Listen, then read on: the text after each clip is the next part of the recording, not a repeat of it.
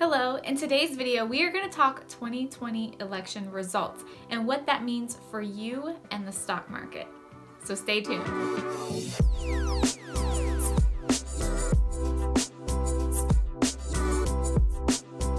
So one thing you should know about the stock market is it just never likes uncertainty. And right now we're kind of in this weird phase of uncertainty, right? Everything is kind of up in the air. Things are trying to settle down.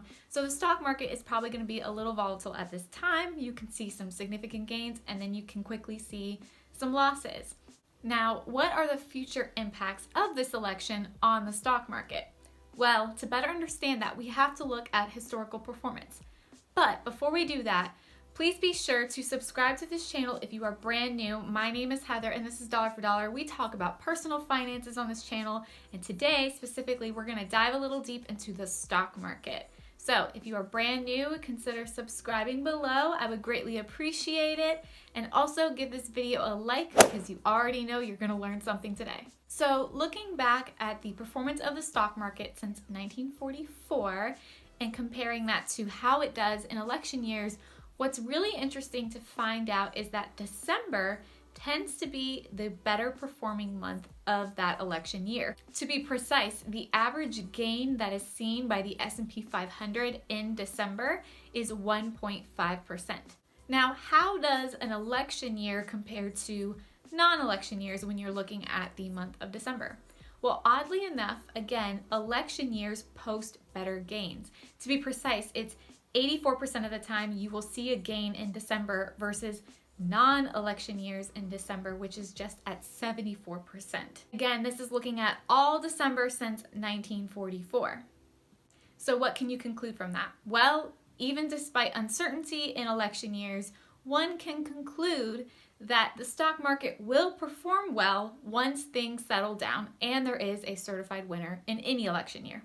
However, when looking a little further into how maybe the party of the winner impacts the stock market, there are some things to note.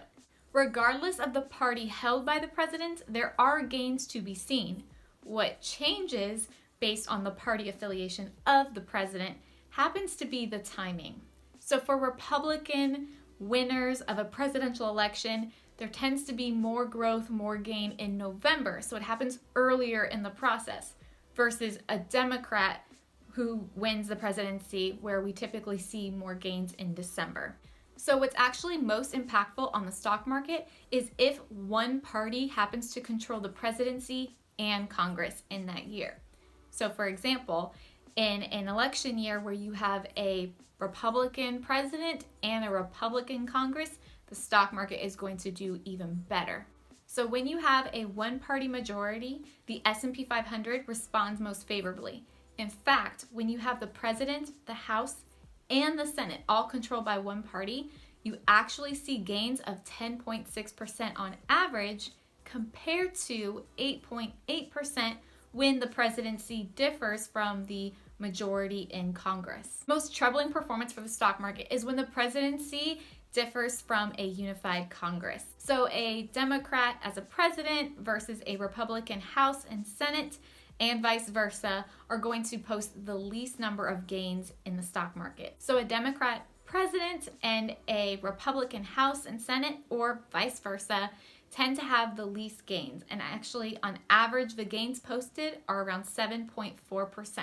Now, here's what you can do regardless of outcome, regardless of election year or not. These are things you want to be mindful of. It can be kind of scary, and maybe you're kind of reconsidering your investment strategy right now, or not sure if you should start investing. Here is what you need to keep in mind. So here are my 4 things. 1, you need to invest. Do not stop investing, and start investing if you have not already, okay? So do not stop. Regardless of outcome, regardless of whether you like the results or not, don't stop investing. 2, you need to have a diverse portfolio of really solid mutual funds. Now, I'm totally okay with you peppering in some other types of, investments. Maybe you have a little bit of bonds in there. Maybe you have a few, stocks of Google or Tesla. You like a certain company. That's fine. That should be the exception, however, and not the rule.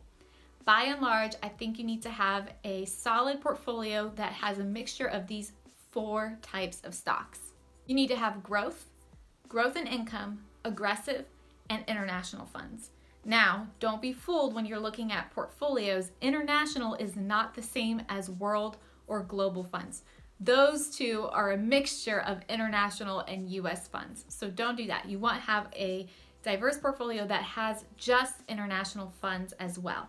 And so I would say probably the best way to go is a quarter of each of those. So that way you're diversified. Even if the US stock market isn't performing well, you still have some international funds. When things are going great, then you have a nice uplift in your portfolio. And even when they're not, you still have some stability that kind of anchors your portfolio as well. So you're less susceptible to the ups and downs of the market when things happen in the blink of an eye. And number 3, when the stock market is low, again, because things just respond rather quickly, that's when you should be buying, not selling your stocks, okay? Think of it as being in the right place at the right time, right? So when the housing market crashed back in 2008, 2009, people were foreclosed on, but then there were tons of people who had the ability to actually buy real estate at pennies on the dollar compared to what they would normally pay. So think of it as an opportunity, especially if we see a rather sharp dip in the stock market.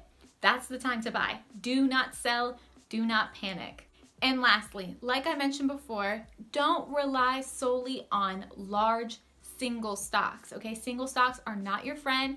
They are more susceptible to the volatility of the stock market. So if you even if you have some diversification among single stocks, I wouldn't have just 5 companies in my portfolio and call it a day. That is not a plan. Again, you need solid mutual funds.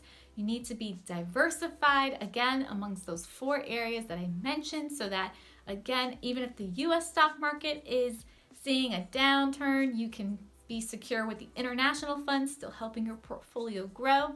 So keep all of that in mind. And remember, it is not the end of the world, regardless of the outcome, regardless of how you feel about the outcome. Of course, the best thing to do is to stay calm and to not stop investing. And again, if you have not started investing, now is the time to do it. There is no time like the present.